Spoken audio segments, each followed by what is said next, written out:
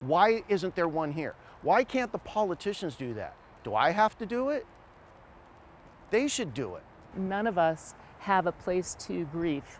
There's no cemetery, there's no headstone that I can say, you know, this is where I can pay my respects. The voices of two people with close connections to the PSA crash. Mike Bagness, who as a 14-year-old sophomore at St. Augustine High School saw the plane coming down in his North Park neighborhood.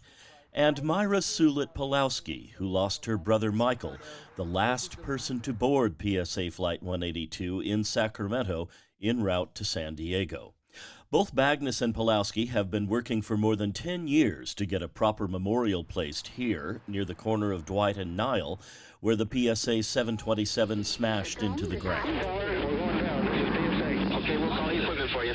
I can't believe that 45 years later, we still don't have a proper memorial to the people who perished. Councilmember Stephen Whitburn represents District 3, which includes North Park. We've heard how important it is to the family members of those who died that we have a memorial here to honor those who perished in this. Both Pulowski and Bagness say the neighborhood has shown overwhelming support for placing a memorial here. There are two city-owned pieces of land within a block of the PSA crash site, this little piece at the eastern end of Dwight, and this triangle of land a block or so west of the site. Now, Pulowski and Bagness say the moment has come for the city to move the project forward, to finally, 45 years later, bring the memorial into reality. Whitburn says he agrees. I think it's time for the city of San Diego to step up and do this itself. And so I am now working with city staff to see how we can get a memorial in place as a city and have the city get this done.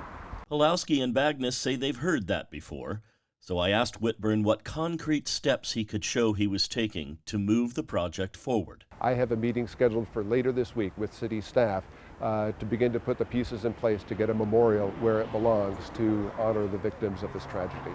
That meeting has now happened, and a representative for Whitburn says the council member conveyed his strong stance on getting the memorial project done.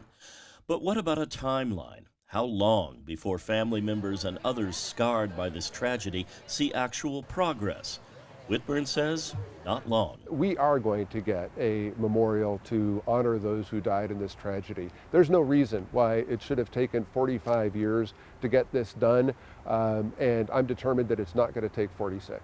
If it finally happens, a proper memorial will give surviving family members and others deeply affected by this tragedy a place to go to pay their respects to the 144 people who died on one of the saddest days in the history of San Diego.